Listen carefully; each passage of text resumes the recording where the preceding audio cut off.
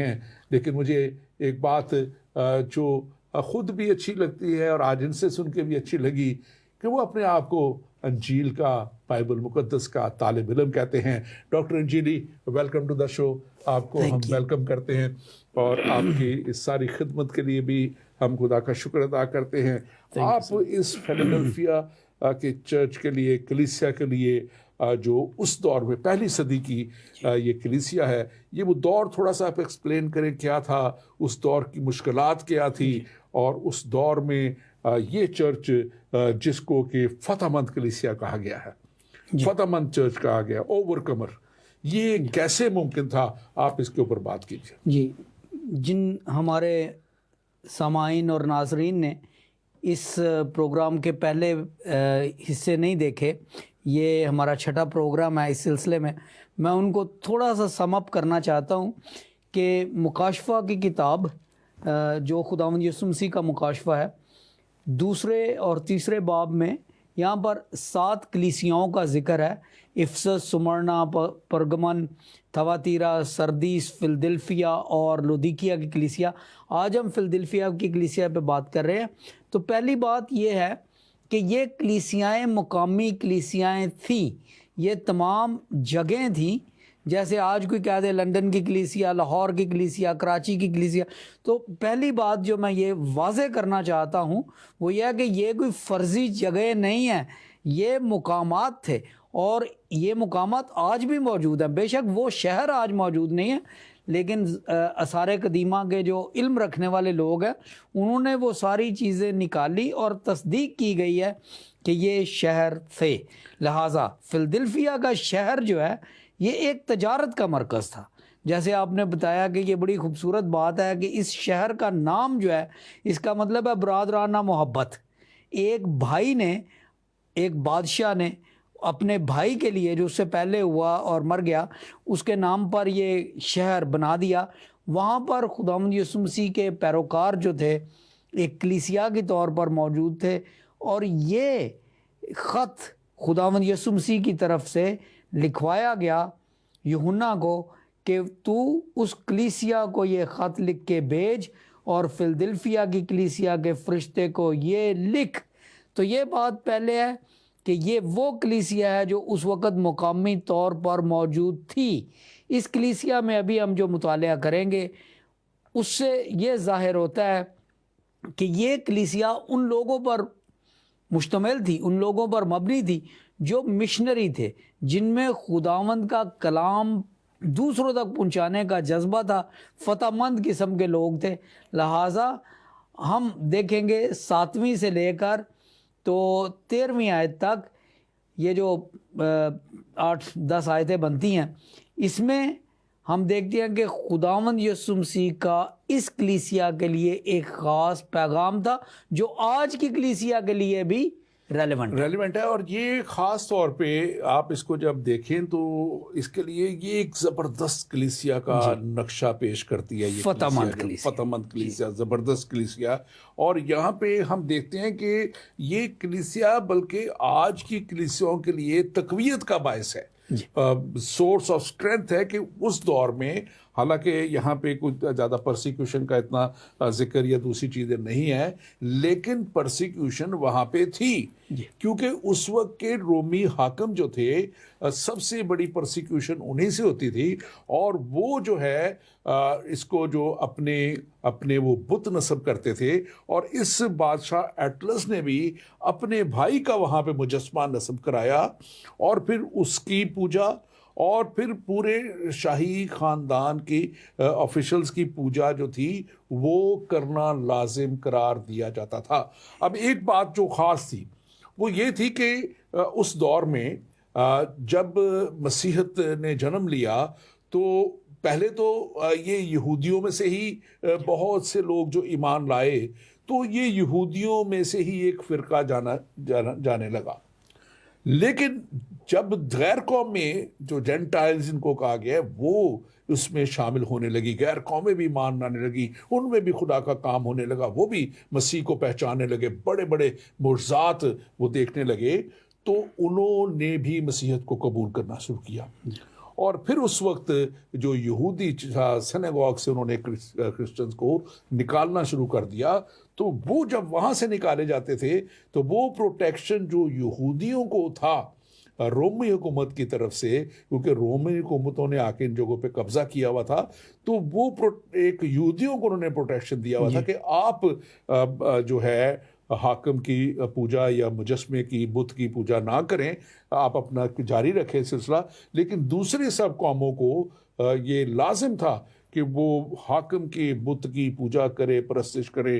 اور یہاں پہ میں سمجھتا ہوں کہ اس کلیسیا کا یہ بہت بڑا جو ایک رول ہے جو انہوں نے ادا کیا ہے کہ ان سارے حالات میں بھی آپ اگر پہلی آیت اس کی جو ہے مکاشفہ 3 باب اور 7ویں آیت اس کو اگر ہم دیکھیں تو یہاں پہ لکھا ہوا ہے میں یسوع مسیح یہاں پہ ہم یسوع مسیح اپنا تعارف کرواتے ہیں لکھنے والے، اور فلدلفیا کی کلیسیا کے فرشتے کو یہ لکھ جو قدوس اور جو برحق اور جو داؤد کی کنجی رکھتا ہے، جس کے کھولے کو کوئی بند نہیں کرتا اور بند کیے کو کوئی نہیں کھولتا، یہ فرماتا ہے۔ اب کیا وہ انہوں نے کہا وہ ہم آگے دیکھیں گے، لیکن سب سے پہلے ہم اس کو دیکھتے ہیں۔ آپ پہلے اس کے تعلق سے اگر بات کرنا چاہیں تو ضرور کیجیے، جو یہ لکھا ہے قدوس اور برحق۔ جی دیکھیں، یہ جیسے شروع میں نے عرض کیا تھا کہ خداوند یسوع مسیح کا مکاشفہ ہے، اور یہ کشف، یہ انکشافات یوحنا پر ہوئے، جس کو ہم یوحنا عارف کہتے ہیں، خداوند یسوع مسیح کے شاگرد تھے۔ اور جب بھی کسی کلیسیا کو یہ خط لکھوایا گیا ہے تو خداوند یسوع مسیح اپنا پہلے تعارف کرواتے ہیں۔ اب بہت سے لوگ یہ ہمیں کہتے ہیں کہ جی آپ خداوند یسوع مسیح میں الوہیت کیسے ثابت کرتے ہیں، کہاں پہ خداوند یسوع مسیح نے کہا کہ میں خدا ہوں؟ تو یہاں پر یہ بات واضح ہے، خداوند یسوع مسیح یہ بات ڈکٹیٹ کروا رہے ہیں، یہ املا دے رہے ہیں اپنے شاگرد کو، اور فلدلفیا کی کلیسیا اور فرشتے کو یہ لکھ کہ کون جو قدوس اور برحق ہے۔ قدوس کون ہے؟ کائنات میں قدوس صرف خدا کی ذات ہے۔ برحق کون ہے؟ کائنات میں برحق صرف خدا کی ذات ہے، اور داؤد کی کنجی رکھتا ہے۔ یہ خداوند یسوع مسیح کی صفت ہے، یہ ان کی خاصیت ہے کہ داؤد کے گھرانے کی، ابراہیم کی نسل کی جتنی بھی برکات ہے ان کی کنجی ان کے پاس ہے۔ اور پھر بتایا گیا ہے جس کے کھولے ہوئے کو کوئی بند نہیں کرتا اور بند کیے ہوئے کو کوئی نہیں کھولتا۔ وہ یہ فرماتا ہے کائنات میں کون سی ایسی ذات ہے جو یہ دعویٰ کر سکے کہ میں بند کروں تو کوئی نہیں کھولے گا، میں کھولوں تو کوئی بند نہیں کرے گا؟ یہ خدائی دعویٰ ہے۔ بالکل ڈاکٹر صاحب، آپ نے بڑا خوبصورت یہ بیان کیا، بڑا اچھا بتایا ہے کہ جو قدوس یعنی پاک ہے، خدا کے لیے اکثر آیا ہے کلام میں قدوس قدوس قدوس لکھا جاتا رہا ہے، یسوع کے لیے اب یہاں پہ لکھا جا رہا ہے وہ قدوس ہے۔ برحق یعنی جو سچا ہے، یعنی کہ سچائی کا منبع ہے، اور حق کی بات کرنے والا، سچائی کی بات کرنے والا، کوئی جھوٹ نہیں بولنے والا، کوئی یہ نہیں کہنے والا کہ اچھا اس مصیبت میں ہو تو یہ جھوٹ بول لو تو ٹھیک ہے، یہ ایسی کوئی باتیں اس نے نہیں سکھائی، نہ اس نے کی ہیں۔ اور داؤد کی کنجی خاص طور پہ یہ پرانے عہد نامے میں یہ اصطلاح خدا کے مکمل اختیار کو ظاہر کرتی ہے، خدا کے مکمل کنٹرول کو ظاہر کرتی ہے، اور لکھا ہے جس کے، جیسے آپ نے بیان کیا، جس کے کھولے ہوئے کو کوئی بند نہیں کر سکتا۔ تو اگر آپ اس کو دیکھیں تو یہ سایہ 22 باب اور اس کی 22ویں آیت کہتی ہے، یہ اس تعلق سے ہی ہے داؤد کی کنجی کے گھر کے تعلق سے، میں داؤد کے گھر کی کنجی اس کے کندھے پر رکھوں گا، پس وہ کھولے گا اور کوئی بند نہ کرے گا، اور وہ بند کرے گا اور کوئی نہ کھولے گا۔ اور یہ ایک پیشن گوئی ہے جو اس وقت کر دی گئی تھی یسوع مسیح کے تعلق سے، اور یہ خاص طور پہ یہ بات جو ہے یہ میں سمجھتا ہوں کہ بڑی اہم اور بڑی ضروری ہے اس کو سمجھنا کہ he came with complete authority, کل اختیار یسوع مسیح کے پاس تھا، کل اختیار یسوع مسیح کے پاس ہے، اور وہی اس اختیار کی بات کر رہے ہیں۔ آپ اس کے تعلق سے ضرور بات کیجیے۔ جی بالکل، بائبل مقدس کی ان گنت خوبصورتیوں میں سے، ان گنت حسنوں میں سے ایک حسن، ایک خوبصورتی یہ بھی ہے کہ یہ ایک مالا کی طرح ہے. ایسے نہیں کہ جو بات یہاں پہ ہے اس کا حوالہ نہیں ملتا. دیکھیں یہاں پہ داؤد کی کنجی کا ذکر کیا گیا ہے آپ نے یسایہ کی کتاب میں، اور یسایہ کی کتاب خداوند یسوع مسیح کے اس دنیا پر آنے سے پہلے 700-800 سال پہلے لکھ دی گئی. اب داؤد بادشاہ کا ذکر ہے. لہٰذا کہنے کا مقصد یہ ہے کہ ایک ایسا صحیفوں کا ایک ایسا مجموعہ جس میں ایک بات جو ہے وہ صدیوں کے بعد دوبارہ دہرائی جاتی ہے. ایک جگہ پہ اس کی نبوت ہے، دوسری جگہ پہ اس کی تکمیل ہے، ایک جگہ پہ اس کا اشارہ ہے، دوسری جگہ پہ اس کی تعمیل ہے، ایک جگہ پہ اس کا ذکر کیا گیا، دوسری جگہ پہ پھر اس کا ذکر کر کے اس کو بتایا گیا ہے کہ یہ بات دراصل وہاں سے چلی تھی. بائبل مقدس کی یہ خوبصورتی اور یہ حسن بہت کم کتابوں میں ہے، بلکہ کسی بھی کتاب میں نہیں. کہ یہاں پہ لکھا گیا قدوس، بائبل مقدس میں ہمیں بتایا گیا کہ قدوس خدا کی ذات ہے، برحق وہ ہے، یعنی ذات خداوندی ہے، داؤد کی کنجی رکھنے والا. اور اس کا حوالہ بھی آپ نے پڑھ دیا ہے، اور جس کا اختیار کل ہے، جو وہ کھولے وہ کھلتا ہے، جو وہ بند کرے وہ بند ہو جاتا ہے. اور دیکھیں میں کبھی کبھی سوچتا ہوں پادری صاحب، ان تمام حوالوں کے اور ان تمام خوبصورتیوں کے، ان تمام گواہیوں کے باوجود بھی جو لوگ یہ کہتے ہیں کہ آپ ہمیں یہ ثابت کر کے دکھائیں تو ہم مسیحیت قبول کر لیں گے، آپ یہ ثابت کریں کہ خداوند یسوع مسیح نے کہاں کیٹیگوریکلی کہا کہ میں خدا ہوں، اس سے زیادہ کیٹیگوریکل سٹیٹمنٹ کیا ہو سکتی ہے کہ لکھ. کون لکھوا رہا ہے؟ جو قدوس ہے، جو برحق ہے، اور جس کے پاس داؤد کی کنجی ہے. اور اسی کتاب کا پہلے باب کی پہلی آیت لکھا ہے یسوع مسیح کا مکاشفہ. یسوع مسیح کہہ رہا ہے لکھ کہ جو قدوس ہے، جو برحق ہے، اور جو داؤد کی کنجی رکھتا ہے، جس کے کھولے کو کوئی بند نہیں کرتا، جس کے بند کیے کوئی نہیں کھولتا، وہ یہ فرماتا ہے. خداوند یسوع مسیح کہہ رہے ہیں میں یسوع فرماتا ہوں میں کون ہوں؟ میں قدوس ہوں، میں برحق ہوں، اور میرے پاس داؤد کی کنجی ہے. اور اس کے بعد پھر پیغام شروع ہوتا ہے کہ آئے کلیسیا، آئے خداوند کے بندو، میں تمہارے کاموں کو جانتا ہوں. یہ آگے ہم اس کو دیکھتے ہیں. یہاں پہ اگر ہم دیکھیں، آپ نے بڑی خوبصورتی سے یہ سارا نقشہ پیش کیا ہے، یہ سب بیان کی ہیں، اور یہ باتیں کئی دفعہ ہم اپنے پروگراموں میں بیان کر چکے ہیں. یسوع مسیح کی الوہیت پہ بات کر چکے ہیں، ہم ان کے خدا ہونے پہ بات کر چکے ہیں، اور کہاں کہاں پہ لکھا ہوا ہے یسوع مسیح نے کیا کیا کہا. یہ ہمارے پچھلے پروگراموں میں، کیونکہ آج ہمارا سبجیکٹ وہ نہیں ہے، میں اس طرف نہیں جانا چاہ رہا، اور اس میں ہمارے پچھلے پروگراموں میں آپ اس کو دیکھ سکتے ہیں. جو بھی دیکھنا چاہے وہ دیکھ سکتا ہے. ہمارے پیج جو ہے ایمان کا سفر، اس کو لائک کیجئے. ہمارا فیس بک پیج بھی ہے ایمان کا سفر، اگر کوئی بھی چاہے تو اس کو لائک کر سکتا ہے. ہمارا یوٹیوب پیج بھی ہے، یہ سارے پروگرام اس پہ موجود ہیں. زندگی ٹی وی کی ہماری جو ہے پیج ہے، فیس بک پیج ہے، اس کے اوپر جو زندگی ٹی وی کے نام سے، اس پہ سارے پروگرام اور بہت سے اور پروگرام موجود ہیں. اس کے اوپر لوگ اس پہ جا سکتے ہیں. اور یہاں پہ اب ہم آگے بڑھتے ہوئے دیکھیں گے 8ویں آیت. اور 8ویں آیت میں یسوع مسیح اب ان سے کیا کہہ رہے ہیں، اس فتح مند کلیسیا سے کیا کہہ رہے ہیں؟ میں تیرے کاموں کو جانتا ہوں. اب پچھلی کلیسیا کو بھی یہ کہا گیا تھا، لیکن کلیسیا پچھلی کو جو کہا گیا تھا اس کے کام نہایت ہی غلط تھے. اس کے کام بالکل مردہ کلیسیا تھی، وہ اس کو کہا گیا تھا. اور یہ لکھا کہ میں تیرے کاموں کو جانتا ہوں، دیکھ کیونکہ کام تیرے اچھے ہیں، کیونکہ کام تیرے فتح مندی کے کام ہیں. یہ آگے دیکھ میں نے تیرے سامنے ایک دروازہ کھول رکھا ہے، کوئی اسے بند نہیں کر سکتا. اور اس میں کیا میں تیرے کو، اور کہ تجھ میں تھوڑا سا زور ہے، اور تو نے میرے کلام پر عمل کیا ہے اور میرے نام کا انکار نہیں کیا. اب یہ کتنی بڑی بات یسوع مسیح نے ان کے حق میں فرما دی ہے. یہاں پہ ایک تو پہلی جو خوبصورت بات ہے، یسوع مسیح ان کے درمیان میں ہے، جہاں وہ کہہ رہے ہیں دیکھ میں نے تیرے سامنے. جب وہ کہیں گے نا کسی کو تیرے سامنے تو وہ یعنی کہ وہ خود بھی وہاں پہ موجود ہے. ایک دروازہ کھول رکھا ہے اور کوئی اسے بند نہیں کر سکتا, یعنی کہ وہ وہاں پہ موجود ہیں. اور ایک یہ بڑا جو ان کو ایک تحفہ دروازہ کھولنے کا ہے, اس کے تعلق سے بھی میں آگے ایک آیت آپ کے سامنے بیان کروں گا کہ یہ کون سا دروازہ ہے. اس کے آگے جا کے اس کو ہم دیکھیں گے.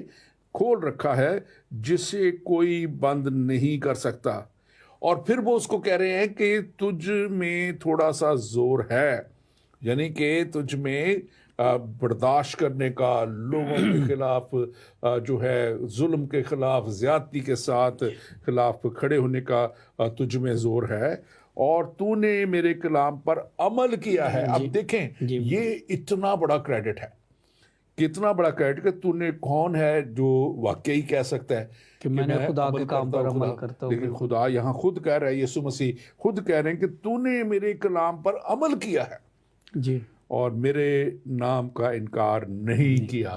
آپ اس کو بیان کیجئے ذرا. جی دیکھیں, جیسے میں نے شروع میں بتایا تھا کہ یہ ایک مقامی کلیسیا تھی, اور اس مقامی کلیسیا کو یہ شرف حاصل تھا کہ وہ ایک تجارتی مرکز میں ہونے کے باوجود, ایک ایسے مرکز میں ہونے کے باوجود جہاں پہ بت پرستی تھی, جہاں پہ دیگر خداؤں کے نام کی عبادت کی جاتی تھی, کاروبار تھے, دھندے تھے, ہر طرح کا کام ہوتا تھا, وہ اس کے باوجود اپنے خداوند کے ساتھ وفادار تھی.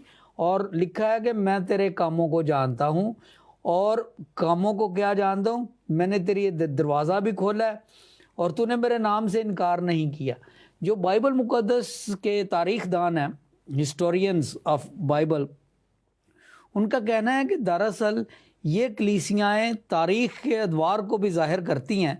اور جب ہم فلدلفیا کی کلیسیا کے دور میں آتے ہیں تو بے شک یہ ایک طرف ایک مقامی کلیسیا تھی جو اس وقت موجود تھی, یعنی پہلی صدی عیسوی میں, لیکن دراصل اس کلیسیا کا کردار, اس کے خواص, اس کے کام اور اس کے اعمال جو ہیں وہ اس کلیسیا کو بھی ظاہر کرتے ہیں جو ایک تاریخی دور تھی, جو 1755 1755 سے لے کر آگے شروع ہوتا ہے 1844-45 تک. اور یہ وہ دور ہے جہاں پہ خدا نے عالمی طور پر, بین الاقوامی طور پر کلیسیا کے لیے دروازے کھول دیے. لکھا ہے میں نے ایک دروازہ کھول رکھا ہے, کوئی اسے بند نہیں کرتا. اور یہ دروازہ تھا جب خداوند یسوع مسیح کا پیغام, کلیسیا کا پیغام جو تھا وہ پوری دنیا میں پھیلا.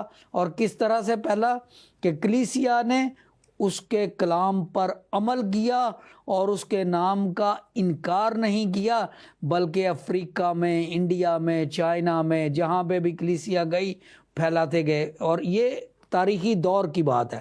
لیکن یہ جو مقامی کلیسیا تھی اس وقت پہلی صدی عیسوی میں, یہ اپنے مقامی حالات میں رہ کر یہ وہی کام کر رہی تھی, یعنی کہ یہ خدا کا کلام بھی پھیلا رہی تھی اور خود اس پر عمل بھی کر رہی تھی.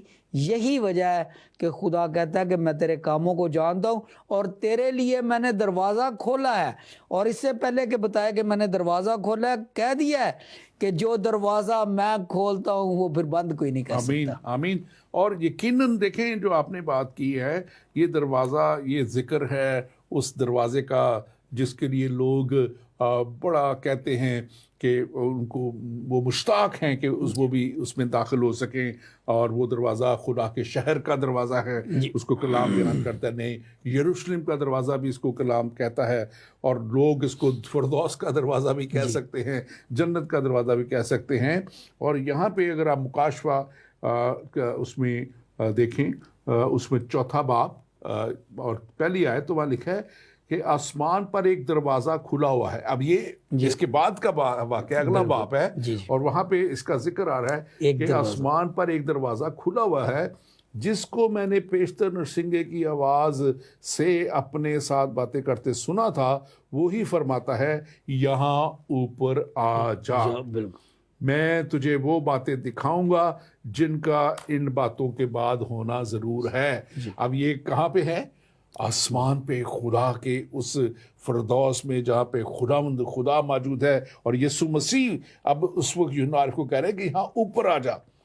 और ये वही दरवाज़ा इस कलीसिया को अब दिखाया या बताया जा रहा है कि मैंने तेरे लिए वो दरवाज़ा खोला है, और वो तूने अपनी इंसानी कमज़ोरी पे भरोसा नहीं किया, कि इंसानी कमज़ोरी के बावजूद तूने खुदा पे भरोसा किया है, और जिसकी वजह से सच्चाई का तूने दामन थामे रखा हुआ है, तू ईमान पे कायम रहा है, और उन मुश्किल हालात के बावजूद तूने यीशु मसीह का इनकार नहीं किया है, और इनाम के तौर पे देख अब मैंने तेरे लिए एक दरवाज़ा खोला हुआ है। यही वो ज़ोर है जिसकी यीशु मसीह बात कर रहे हैं इस फिलडेल्फिया की कलीसिया की। और आज यकीनन खुदा यही चाहता है कि कलीसियों में ये ज़ोर आ जाए, ये कुव्वत आ जाए, और आज की कलीसियों के लिए भी ये पैगाम है कि उन्हें उस ज़ोर को, उस कुव्वत को हासिल करना है, और ये यकीनन खुदा के पाक रूह के वसीला से हासिल हो सकता है। क्योंकि जब खुदा का रूह आ जाता है,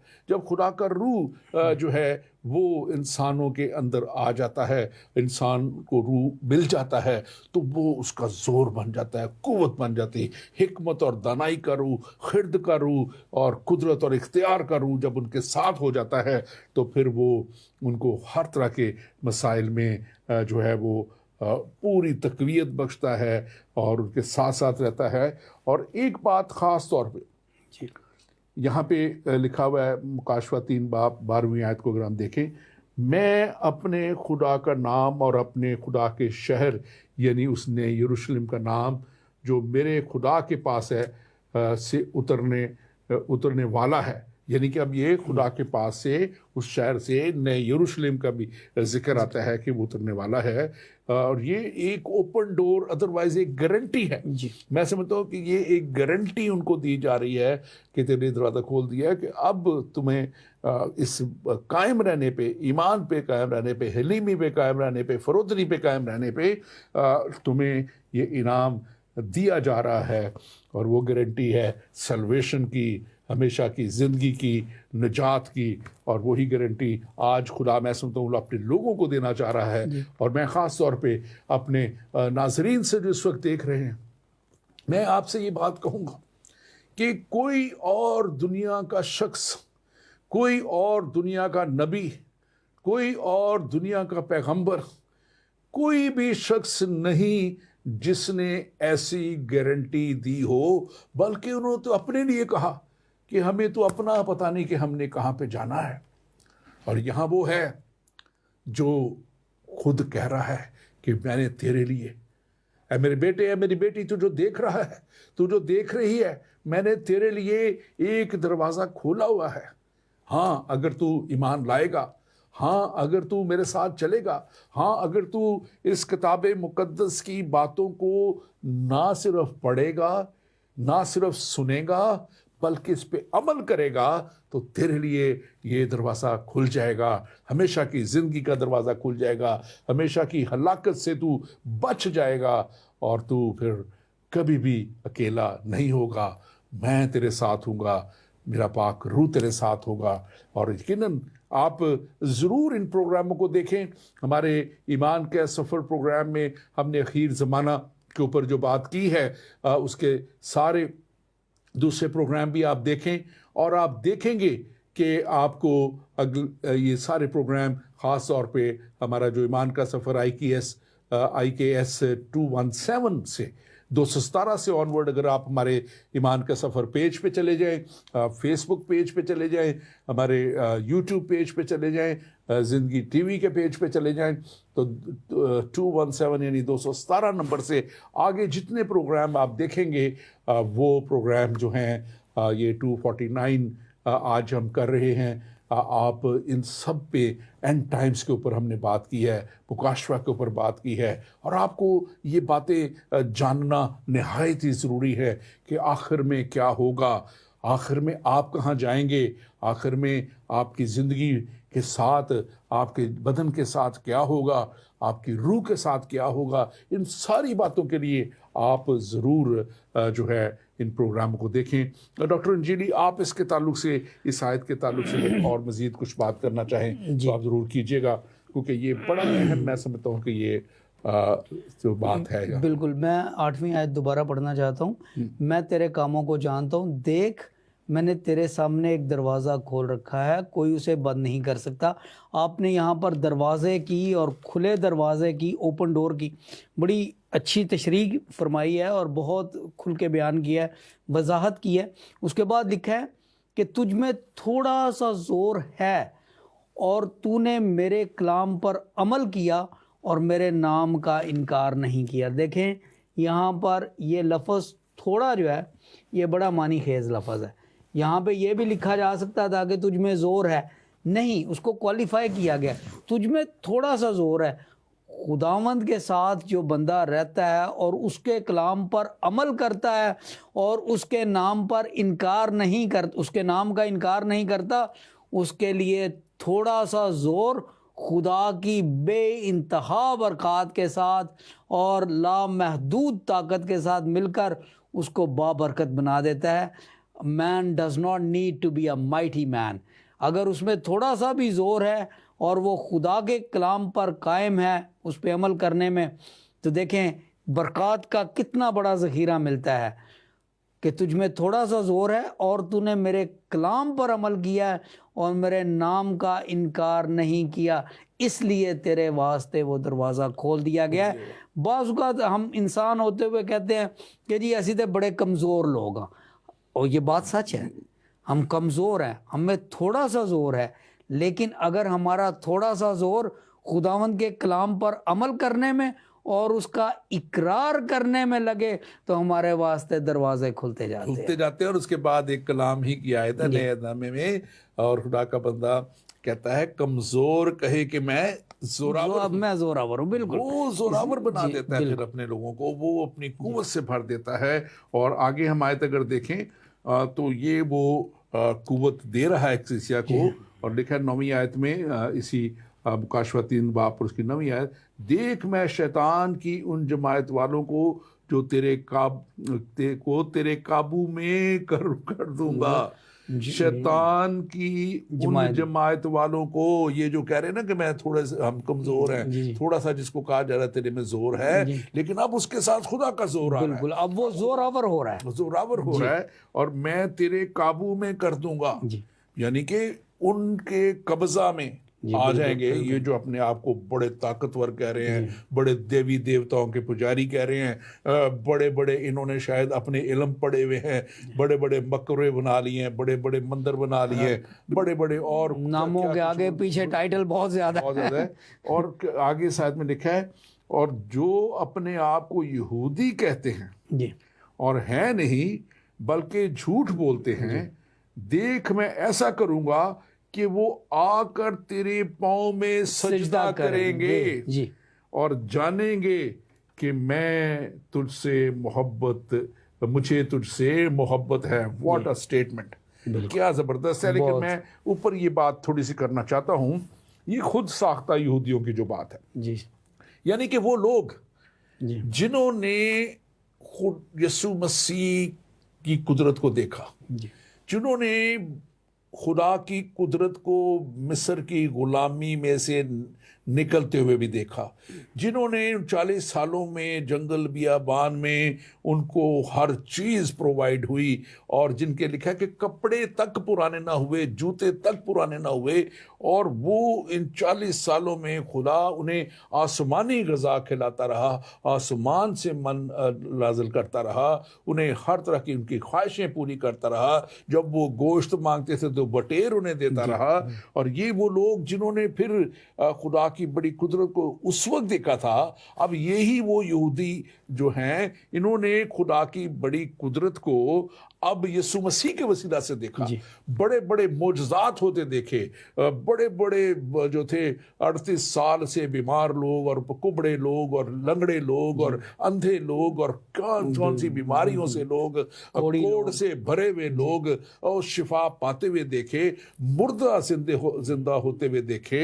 انہوں نے 2 مچھلیوں 5 روٹیوں سے 20 ہزار کا مجمع سیر ہوتے دیکھا، جنہوں نے نہ جانے کیا کیا کام دیکھے. یہاں تک کہ جب انہی لوگوں نے اسے صلیب پہ چڑھا دیا، ظلم کیا، ستم کیا، زیادتی کی، اور صلیب پہ جب انہوں نے کفارہ دے دیا، تو اس کے بعد جب وہ قبر میں رکھے گئے تو تیسرے دن مردوں میں سے زندہ ہوئے وہ، ان کی قبر خالی آج تک موجود ہے، اور وہ ہے بھی ابھی بھی یروشلم میں، ابھی بھی یہودی دیکھتے ہیں لیکن وہ ایمان نہیں لاتے۔ اسی طرح دنیا کے مذاہب ہیں، دنیا کی قومیں ہیں، وہ کہتے ہیں کہ ہم اس کلام کو مانتے ہیں، ہم جب تک یہ توریت کو، زبور کو، صحف انبیاء کو، اناجیل کو نہ مانیں ہم تو اپنے مذہب کے صحیح پیروکار ہی نہیں ہیں۔ لیکن وہ مانتے نہیں ہیں، جو کچھ اس میں لکھا ہوا اس کو مانتے نہیں ہیں، اور اسی لیے خدا یہاں پہ ان سے کہہ رہا ہے جو اپنے آپ کو یہودی کہتے اور ہیں نہیں بلکہ جھوٹ بولتے ہیں، یہ جھوٹ بولتے ہیں لوگ کہ ہم مانتے ہیں ان کتابوں کو اور پھر عمل نہیں کرتے، دیکھ میں ایسا کروں گا کہ وہ آ کر تیرے پاؤں میں سجدہ کریں گے۔ اور یہ اس دن میں سن رہا تھا ایک بہت بڑے عالم ہے غامدی، ان کو، اور انہوں نے سوال کیا کسی نے اخیر زمانہ کے تعلق سے، اینڈ ٹائم، انہوں نے کہا کہ مسیحت نے ہی یہ جنگ لڑنی ہے، مسیح نے ہی آنا ہے، مسیح ہی فاتح ہوگا، اور مسیح کی قوم ہی فتح مند ہوگی آخر میں بھی۔ یہ وہ آ کر تیرے پاؤں میں سجدہ کریں گے، ظاہر ہے جو فتح مند ہوگا اسی کو سجدہ کیا جائے گا، اور وہ جانیں گے کہ میں نے تجھ سے محبت کی ہے۔ آپ اب اس کے تعلق سے ضرور بتائیے، بیان کیجیے۔ پادری صاحب، آپ ابھی جو گفتگو فرما رہے تھے میں اس میں سے ایک چھوٹا سا نقطہ نکالنا چاہتا ہوں۔ آپ نے کہا کہ کچھ لوگ ہیں، بہت سے لوگ ہیں جو کہتے ہیں کہ ہمارا ایمان مکمل نہیں ہوتا جب تک ہم اناجیل پر، انجیل پر اور توریت پر اور زبور پر لہٰذا ہم مانتے ہیں۔ دیکھیں، ماننے کا مطلب صرف زبانی جمع عمل نہیں ہے کہ ہم کہہ دیں کہ ہم مانتے ہیں۔ جب ہم کہتے ہیں کہ ہم کسی قانون کو مانتے ہیں، ہم کانسٹیٹیوشن آف پاکستان کو مانتے ہیں، یا ہم ٹریفک کے ضابطوں کو مانتے ہیں، یا ہم کسی بھی قانون اور ضابطے کو مانتے ہیں، تو اس کا مطلب ہے جو اس میں لکھا ہے ہم اس پر عمل کرتے ہیں۔ جو کہتا ہے کہ ہم انجیل کو مانتے ہیں، زبور کو مانتے ہیں، توریت کو مانتے ہیں، اور نہ وہ زبور پڑھتا ہے، نہ وہ توریت پڑھتا ہے، نہ وہ انجیل پڑھتا ہے، نہ اس کو پتہ ہے اس میں کیا لکھا ہے، نہ وہ اس پر عمل کرتا ہے، وہ کیسے کہہ سکتا ہے ہم اس کو مانتے ہیں؟ ماننے کا مطلب اگر یہی ہے کہ ہم نے یہ سنا ہوا ہے کہ کوئی توریت تھی، کوئی زبور تھا، انجیل تھی وغیرہ، اور ہم نے مان لیا کہ یہ کتابیں آئی تھیں، تو یہ کافی نہیں ہے۔ ایک بات تو یہ ہے۔ دوسری بات جس کا میں ذکر کرنا چاہتا ہوں وہ 9ویں آیت میں ہے، دیکھ میں شیطان کی ان جماعت والوں کو تیرے قابو میں کر دوں گا جو اپنے آپ کو یہودی کہتے ہیں اور نہیں ہیں بلکہ جھوٹ بولتے ہیں۔ وہاں پر یہ اس وقت کی بات ہے جب کرسچنز ابھی ایک یہودیت کا فرقہ مانے جاتے تھے، اور لوگ ان میں گمراہ کرنے کے لیے آگے اپنے آپ کو کہتے تھے ہم بھی یہودی ہیں، مگر وہ جھوٹ بولتے تھے۔ اسی طرح سے آج کل کلیسیاؤں میں بہت سے لوگ اپنے آپ کو مسیحی جتاتے ہیں، لیکن وہ مسیح کو اپنا نجات دہندہ نہیں مانتے، وہ بائبل مقدس کو، خدا کا کلام نہیں مانتے، اس کے باوجود کلیسیاؤں میں گھس کر اپنے آپ کو مسیحی کہتے ہیں، تو وہ جھوٹ بولتے ہیں۔ خداوند کا وعدہ ہے کہ شیطان کی ان جماعتوں والے لوگ فلدلفیا کی کلیسیا کے قبضے میں کر دیے جائیں گے، اور اس وقت تک جب تک خداوند یسوع مسیح فاتح نہیں ہوتا، اور پھر آخرکار جیسے آپ نے فرمایا ہے یہ سب جھوٹے، یہ سب مکار سجدہ کریں گے، کیونکہ وہ سب خداوند یسوع مسیح کے پاؤں میں گر کر سجدہ۔ اور جب آپ کہتے ہیں فلدلفیا کی کلیسیا تو مراد اس سے فتح مند کلیسیا ہے، ابلیس اور اس کے کاموں پہ غالب آنے والی کلیسیا ہے، خدا کے کلام کے اوپر مکمل طور پہ چلنے والی کلیسیا ہے۔ اور یہی بات 10ویں آیت میں بھی لکھی ہوئی ہے۔ اگر ہم آگے چلیں تو وہاں پہ لکھا ہے چونکہ تو نے میرے صبر کے کلام پر عمل کیا ہے، اس لیے میں بھی آزمائش کے اس وقت تیری حفاظت کروں گا جو زمین کے رہنے والوں زمین کے رہنے والے آزمائے جائیں گے جو زمین کے رہنے والوں کے آزمانے کے لیے تمام دنیا پر آنے والا ہے۔ اب یہ ایک بات بڑی خاص ہے، پہلے تو خداوند کہہ رہے ہیں کہ دیکھیں یہ کنڈیشنل چیزیں ہیں ساری خدا کی، اب یہاں کہہ رہے چونکہ بیکاز تو نے میرے صبر کے کلام پر عمل کیا ہے۔ صبر کا کلام، خدا کا کلام ہمیں صبر سکھاتا ہے۔ خدا کا کلام آج ہم دیکھتے ہیں کہ ہمارے ساتھ ظلم ہوتا ہے، زیادتی ہوتی ہے، اور دوسرے مذاہب کا ذرا سا کچھ ہو جائے، ایک ہوا سے پیپر اڑ کے ادھر ادھر چلا جائے تو وہ جو ہے وہ بستیاں کی بستیاں جلا دی جاتی ہیں، ہمارے چرچ بھرے برائے جلا دیے جاتے ہیں، سینکڑوں اناجیل جلا دی جاتی ہیں، بائبلیں جلا جاتی ہیں۔ مسیحیت نے کبھی اٹھ کے اس طرح کی وہ کام نہیں کیے کہ وہ بستیاں جلا دے، وہ لوگوں کو زندہ جلا دے، وہ دوسرے کام کریں۔ اور یہاں پہ اسی لیے یہ صبر کا کلام جو یسوع مسیح کا کلام ہے وہ لکھا ہوا ہے کہ تو نے اس پر عمل کیا ہے، اس لیے میں بھی آزمائش وقت تیری حفاظت کروں گا۔ اور یہ بڑا ایک اہم پوائنٹ ہے جس کو میں آگے جا رہا ہوں ڈسکس کریں، آپ ضرور پہلے سے بھی کیجیے گا۔ لکھا ہے جو زمین کے رہنے والوں کے آزمانے کے لیے تمام دنیا پر آنے والی ہے، میں اس وقت میں، اب یہ بات ہو رہی ہے مصیبت کے ان سالوں کے لیے، یہ بات کر رہی جس کو ہم نے جو کیے ہیں اینڈ ٹائمز کے اوپر دوسرے پروگرام، وہ اس کے اوپر ہوئے ہیں مصیبت کے 7 سال جو آخر میں آئیں گے، اور جو جب مسیح کا آنا ہوگا اس سے پہلے اینٹی کرائسٹ آئے گا، ابلیس آئے گا، جو ابلیس ہے وہ مخالف مسیح کے روپ میں آئے گا، اور اس طرح پھر ایک جھوٹا نبی آئے گا، اور پھر اس کے ساتھ ساتھ ایک جو ہے جو اس کے ساتھ جھوٹے نبی کے ساتھ ساتھ وہاں پہ لکھا ہوا ہے کہ ابلیس، جھوٹا نبی، اور جو حیوان جو ہے وہ آئے گا۔ تو یہ اس وقت کا وعدہ یہاں پہ آج اس کلیسیا کے ساتھ نظر آ رہا ہے۔ اس کلیسیا سے مراد فتح مند کلیسیا کے لیے ہے، ایمانداروں کے لیے ہے، اور وہ یہ کہہ رہے ہیں کہ وہ ریپچر کا یہ جو ساری بات ہے، کلیسیا کے اٹھائے جانے کی بات ہے کہ ان کو اس طور پہ جو ہے وہ اٹھا لیا جائے گا، بچا لیا جائے گا، اور وہ پھر ان پہ یہ مصیبت نہیں آئے گی۔ آپ اس تعلق سے اس آیت کو جیسے بھی آپ بیان کرنا چاہے ضرور کیجیے۔ جی، آپ نے بڑی اچھی باتیں کی ہیں۔ دیکھیں پادری صاحب، پہلی بات تو یہ ہے کہ یہ بڑی بابرکت کلیسیا ہے، فلدلفیا کی کلیسیا، کیونکہ یہاں پر 2 بار اس بات کا ذکر آیا ہے کہ یہ کلیسیا خدا کے کلام پر عمل کرتی ہے۔ اور پھر یہاں پہ لکھا ہے، دیکھیں یہ کتنی اچھی بات ہے، خداوند یسوع مسیح فرما رہے ہیں کہ مجھے تجھ سے محبت ہے، آئی لو یو۔ میں نے کہیں پڑھا تھا کہ دنیا میں سب سے بڑا اور سب سے عام جھوٹ جو بولا جاتا ہے نا، وہ یہ 3 لفظ ہی ہیں، آئی لو یو۔ اور خاص طور پہ ویلنٹائن کے دنوں میں تو یہ جھوٹ بہت ہی بولا جاتا ہے، اور آج کل تو ایک کلک کے ساتھ کئی بار بول دیا جاتا ہے۔ یہاں پر خداوند یسوع مسیح جو قدوس ہے، جو برحق ہے، جو داؤد کی کنجی رکھتا ہے، وہ اپنی کلیسیا کو، اپنی دلہن کو کہہ رہا ہے آئی لو یو، مجھے تجھ سے محبت ہے۔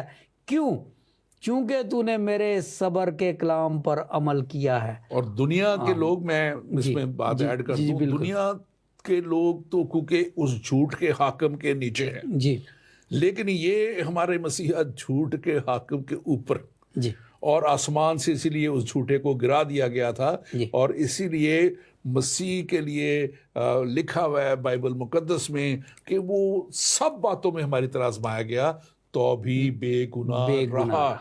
اس میں کوئی جھوٹ نہ تھا، اس میں کوئی چھل نہ تھا، کسی طرح کی بھی کوئی ایسی اس میں نہیں تھی۔ اس لیے یہ مسیح کا یہ کہنا مکمل طور پہ میں سمجھتا ہوں کہ برحق، قابل بھروسہ، اور یقیناً ایک بالکل سالڈ کہتے ہیں اسٹیٹمنٹ ہے۔ ایبسولوٹلی۔ پاری صاحب، دوسری بات جس کا میں ذکر کرنا چاہتا ہوں، پہلے تو یہ خداوند یسوع مسیح فرما رہے ہیں اس کلیسیا سے کہ مجھے تجھ سے محبت ہے۔ دوسری بات یہ ہے کہ وعدہ دیا جا رہا ہے میں اس وقت تیری حفاظت کروں گا۔ کب؟ جب وہ وقت آئے گا کہ زمین کے رہنے والوں کے آزمانے کے لیے تمام دنیا پر جو وقت آنے والا ہے، جو مشکل آنے والی ہے، اس وقت میں تیری حفاظت کروں گا۔ اس لیے کیونکہ میں تجھ سے محبت کرتا ہوں، اس لیے کیونکہ تو نے میرے کلام پر، میرے عمل کیا کلام پر، اور اس لیے کیونکہ تجھ میں تھوڑا سا زور ہے اور تو نے وہ زور میرے اقرار کے لیے، میرے کلام کے پھیلانے کے لیے استعمال کیا. اور یہ ساری باتیں کون کر رہا ہے؟ جس نے کہہ دیا کہ میں قدوس اور برحق ہوں. دیکھیں میں جلد آنے والا ہوں، یعنی کہ یہ ساری باتیں، میں تجھ سے محبت کرتا ہوں، میں تیری حفاظت کروں گا، میں جھوٹوں کو تیرے قدموں میں لے آؤں گا، اور میں جلد آنے والا ہوں. یہ بڑی خوبصورت چیزیں ہیں. اور یہ ہم جو مسیحی ہیں، ہمارے لیے یہ کلام سونے کے ترازو میں بھی تولا جائے تو سونا کم نکلے گا. یہ ہیروں جواہرات کے ساتھ بھی تولا جائے تو ہیرے اور جواہرات کم نکلیں گے.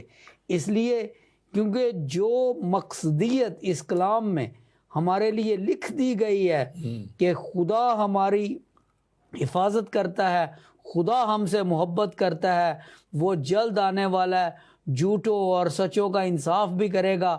اور دیکھیں یہ کلیسیا جو ہے فلدلفیا کی کلیسیا، یہ جتنی بھی کلیسیوں کا ذکر ہے، دس از مائی فیوریٹ کلیسیا. وہ اس لیے کیونکہ اس میں کوئی چھل نہیں ہے. انہوں نے جو خدا کا کلام ہے وہ پورا کیا ہے. اور پھر آپ اس کو کافی دفعہ آپ نے یہ لفظ بولا، میں جلد آنے والا ہوں. 11ویں آیت، اگلی آیت یہی ہے، میں جلد آنے والا ہوں. جو کچھ تیرے پاس ہے اسے تھامے رہ، تاکہ کوئی تیرا تاج نہ چھین لے. جو کچھ تیرے پاس ہے، کیا آج دنیا کے پاس وہ ایمان ہے؟ کیا آج تعلیم یسوع مسیح کی ہے؟ کیا اس فضل کی بدولت، اس گریس کی بدولت جو ہمیں معافی مل گئی، جو ہمارے گناہ معاف کر دیے گئے، ہمیں نجات مل گئی، یسوع مسیح کا ساتھ مل گیا، اور یسوع مسیح کے ساتھ ہمیشہ کی زندگی مل گئی، 1000 سالہ بادشاہت میں لکھا ہے کہ ہم اس کے ساتھ ہوں گے.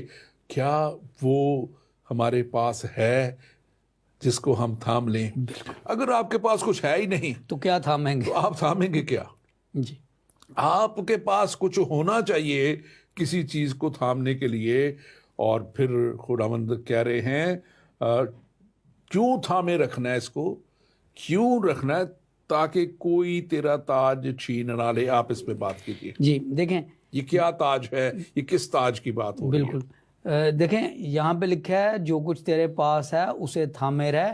جب آندھی طوفان بارش آتی ہے، کوئی چیز اڑنے لگتی ہے، تو ہم کہتے ہیں اس کو تھام کے رکھنا.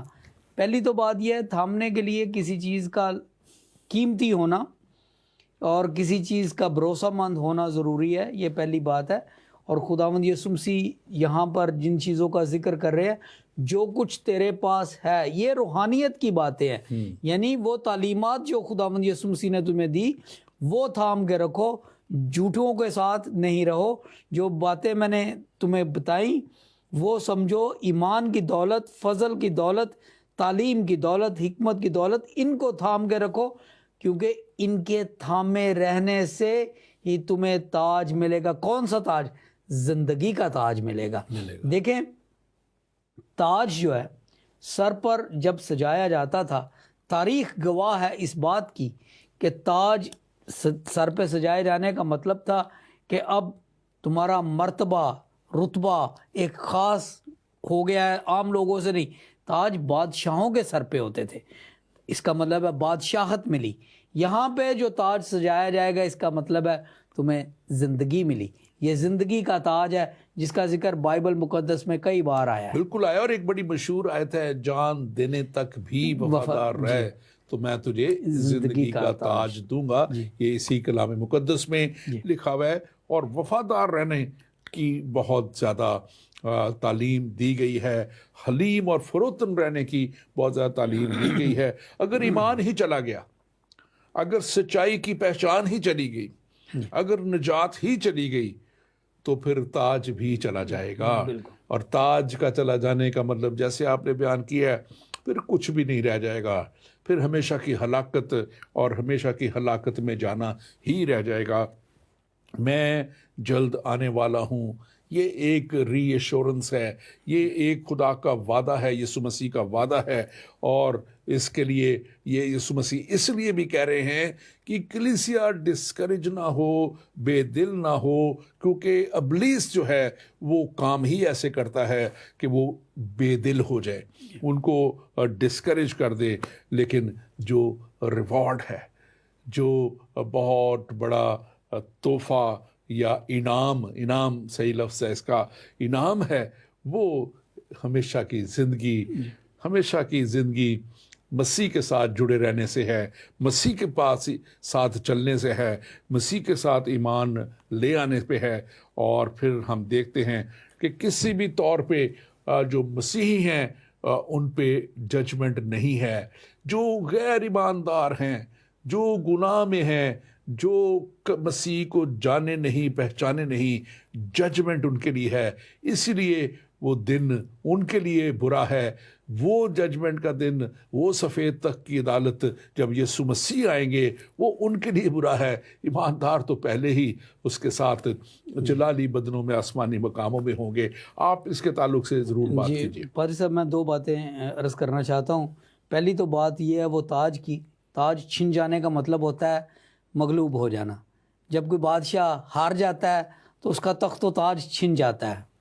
تو اس لیے یہاں پہ خداوند یسوع مسیح فرماتے ہیں دیکھنا کوئی تمہارا تاج نہ چھین لے، مغلوب نہ ہونا، ہار نہ جانا، میں تمہارے ساتھ کھڑا ہوں. اور پھر آگے لکھا ہے جو غالب آئے میں اسے یہ دوں گا. پہلی آپ 12ویں آیت ضرور پڑھ دیجیے جی. ساتھ. اور پھر لکھا ہے جو غالب آئے میں اسے اپنے خدا کے مقدس میں ایک ستون بناؤں گا اور پھر کبھی باہر نہ نکلے گا. اور میں اپنے خدا کا نام اور اپنے خدا کے شہر یعنی اس نئے یروشلم کا نام جو میرے خدا کے پاس ہے، آسمان سے اترنے والا ہے، اپنا نیا نام اس پر لکھوں گا. پہلے میں یہ چھوٹی سی بات کرنا چاہتا ہوں ایک ستون بنانے کے بارے میں. جب بھی کوئی عمارت بنائی جاتی ہے تو جو سب سے قیمتی، سب سے طاقتور، سب سے سخت پتھر ہوتا ہے وہ اس کے ستون کے لیے ہوتا ہے، کیونکہ پوری عمارت میں اس پر کھڑا ہونا ہوتا ہے. یہ بات بہت ضروری ہے کہ خداوند نے اپنے لوگوں سے کہا ہے کہ خدا کے مقدس میں ایک ستون بناؤں گا. You will be like a pillar in the holy place of God, in the temple of God. You will be like a pillar. کیوں؟ یہ وہاں پہ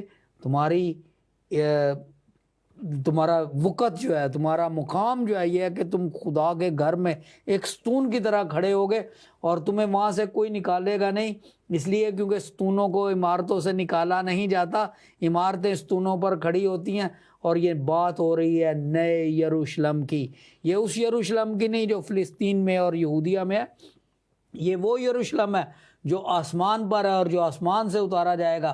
اور دیکھیں لکھا ہے کہ میں اس پر تیرا نام لکھوں گا. پادری صاحب یہ وہ باتیں ہیں، اگر انسان ان کا ادراک اگر وہ عشر عشیر میں بھی کر لے، 1% بھی کر لے، 0.1% بھی کر لے، تو وہ اس دنیا سے بے بہرا ہو جائے. خدا کیا کہہ رہا ہے اپنے لوگوں کے ساتھ؟ Come to me, I'll give you all this. This is all yours. آمین. Thank you very much doctor Anjali, thank you very much. اور آج یقیناً ہم نے بڑی اچھی باتیں کلام کی آپ سے نہ صرف سنی ہیں بلکہ آپ نے خوبصورت طریقے سے بیان کی ہیں. خداوند آپ کو اور زیادہ بڑی برکت دے. اور ناظرین، یہ کلام یقیناً زندگیوں کو بدل دیتا ہے. یہ کلام وہ کلام ہے جو لوگ تو کہتے ہیں کہ یہ کلام بدل گیا، میں کہتا ہوں وہ خدا ہی کیا جس کا کلام انسان بدل دے. اور میں یہ بھی کہتا ہوں کہ یہ کلام نہیں بدلا، لیکن یہ کلام ہے جس نے بہت سے زندگیوں کو، لاکھوں کروڑوں زندگیوں کو، بڑے بڑے عالموں کو بدل دیا جب وہ اس کلام کی تحقیق میں گئے. اور میں آج آپ سے بھی کہنا چاہتا ہوں، اگر آپ نے یہ کلام نہیں پڑھا تو آپ ضرور اپنے، آج کل تو بہت آسان ہے، آپ گوگل سے، آپ انٹرنیٹ سے، آپ کو بائبل ہر زبان میں مل جائے گی. آپ بائبل کو وہاں سے پڑھیں اور آپ اس کلام کو وہاں سے حاصل کریں، یا آپ ہمیں زندگی ٹی وی کے اس پہ میسج کریں اور آپ تک ہم اس کلام کو پہنچائیں گے، اور یقیناً یہ کلام آپ کی زندگی کو، آپ کی آنے والی نسلوں کو بدل دے گا اور آپ کو جو ہے ہمیشہ کی زندگی تک لے جائے گا۔ اور جیسے خدا کے کلام میں لکھا ہے تمہیں مفت دیا گیا، ہم بھی یہ کلام آپ کو مفت دیں گے، آپ تک مفت پہنچائیں گے، کیونکہ یہ وہ کلام ہے جس کو نہ ہم پیسوں میں تول سکتے ہیں نہ روپوں میں تول سکتے ہیں، کیونکہ یہ تو وہ کلام ہے جو آپ کی، میری اور آنے والی نسلوں کی بہت بڑی ضرورت ہے۔ اور آج خاص طور پہ یہاں پہ ایک بات جو ہم نے کی ہے، کیا آپ اس سب کو لینے کے لیے تیار ہیں؟ کیا اس بڑی خدا کی مہربانی کو اور اس بڑی رحمت کو اور اس بڑے فضل کو قبول کرنے کے ایک نئی زندگی لینے کے لیے تیار ہیں؟ اگر تیار ہیں تو آج ہی دن ہے فیصلے کا، کیونکہ خدا کا کلام کہتا ہے کہ نجات کا دن آج ہی ہے۔ آئیں اس کے پاس، آئیں اس کو کہیں کہ آئے خداوند یسوع، میں اپنی زندگی آج تجھے دیتا ہوں، آئے خداوند یسوع، میں آج تیرے پیچھے چلنا چاہتا ہوں۔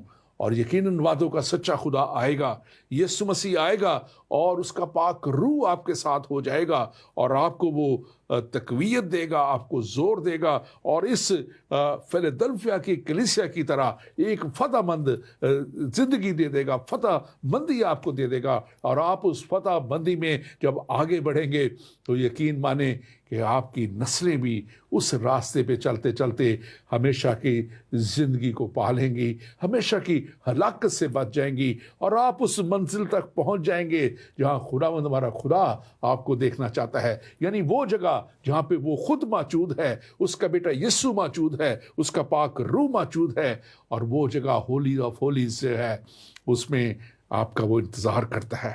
اور وہ کہتا ہے کہ اے میرے بیٹے، اے میری بیٹی، تو چاہے کسی بھی رنگ، نسل اور مذہب سے ہے، میں نے تیرے لیے فدیہ دیا ہے۔ یہ یسوع مسیح کا کلام ہے۔ وہ کہتا ہے کہ میں کل، آج اور اب تک یکساں ہوں اور میں تجھے بلاتا ہوں۔ اے میرے بیٹے، اے میری بیٹی، میرے پاس لوٹ آ۔ کیا آپ اس کے پاس آنے کے لیے تیار ہیں؟ اگر آنے کے لیے تیار ہیں تو آج ہی اس سے دعا کیجئے اور اس سے وعدہ کیجئے، اور وہ آپ کو ایک نئی زندگی میں لے جائے گا۔ خداوند آپ کے ساتھ ہو اور خداوند آپ کی مدد کرے، آمین۔